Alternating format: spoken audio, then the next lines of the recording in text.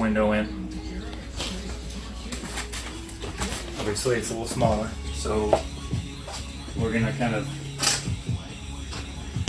push it this way here. So we'll have this section here where we're gonna fill in, and it's going to eventually be a spot where we can either route cords through for the garden area, greenhouse area, whatever we're gonna do back here, and then also a port for a vent for a heater, which we'll eventually put up in this corner, propane heater, and we'll pipe it out so it exhausts out here, so we're not choking it. But like I said, I got the old window out now. It's just nothing, so it's getting a little cold. So we're gonna do what we can. We'll see.